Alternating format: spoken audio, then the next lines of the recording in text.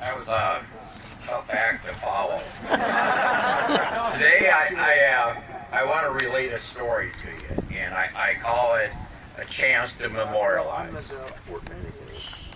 20 years ago, we held our first reunion for the 93rd Company class of 1969.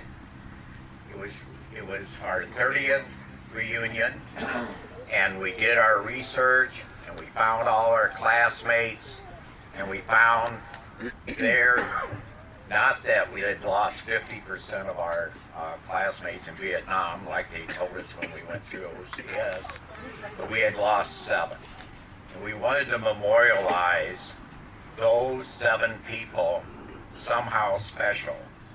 And as we did our reunion, we did a silent prayer.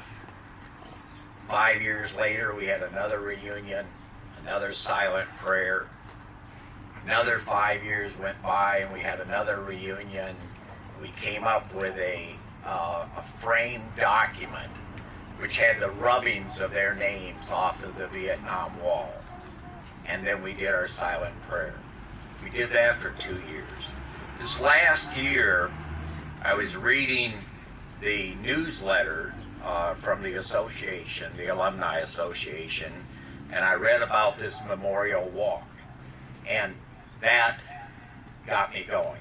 That got me excited. I said, now we could memorialize those 7 men in granite for all to see, and hopefully forever. $500. Sorry, folks, we didn't have $500. So we did a fundraiser where we had a challenge coin made for 93rd Company class of 1969. That sold immediately. We had $1,000 in our hand. So we contacted Frank and said, you know, this is what we've got. And he explained to us the 24 by 24. We could put our 7 people on there. And we added one thing to it. When you see our monument, you'll see 2 coins. The front and the back of our class challenge coin that we had mounted in our monument. Well, as I said, I funded it out of that sale of coins. And I put a letter out to our class because if you know how people are, yourselves and everybody, you hear something and you'll say, why didn't you contact me? I would have donated. Or somebody came to me and they said, I want to donate.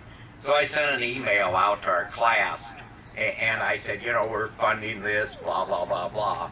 And all of a sudden I got pledges or whatever you want to call it. I'll give $100. I'll give $50. I'll give money. All of a sudden, I came up with $1,300 extra. I said, now, what am I going to do with $1,300 extra? So I contacted Frank. And Frank and I came up with this design where we could memorialize, although they're still living, hopefully, our cadre and our company commanders, our TAC officers, and the 178 lieutenants that graduated in 93rd Company.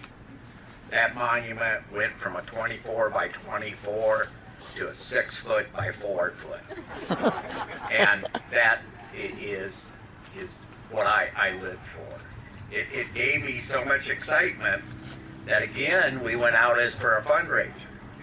And don't do that. That gave you too much money. I ended up with $2,600 extra after paying for the monument. So now, hey, back here I go again, $2,600. Well, about that time, the Honorable Terrence O'Connell, who was our senior TAC officer, had went in for his 2nd kidney transplant. And Terrence lost his business. He went into personal bankruptcy, and was just financially devastated. So we took half of that money and donated it to Terrence and his family. The other half we donated to the Alumni Association. And this just keeps rolling.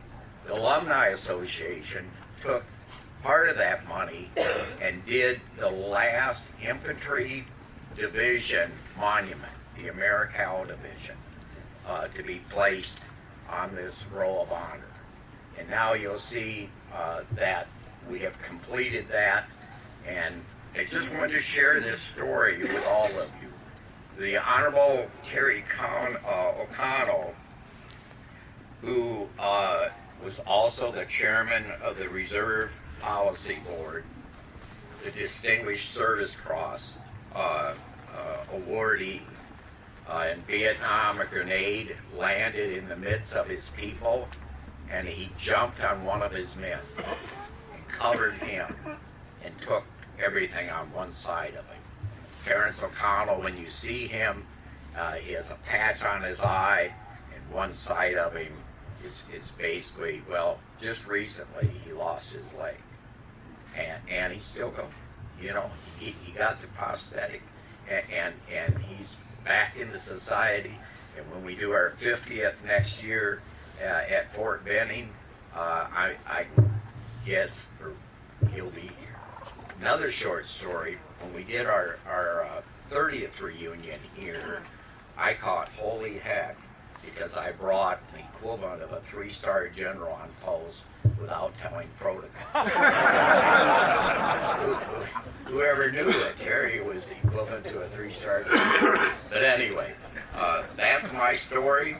I encourage all of you, if you haven't done that, to find your classmates and honor them on this wall. And we're so fortunate to have this project manager here to help each one of us. Frank was unbelievable, and everybody has said it, and I want to just put a diddle on everything they've said. He made life so much easier for me to be able to accomplish that memorial. We have 2 of our classmates here that came, Ron Parker, will you stand? And Roy Pioni.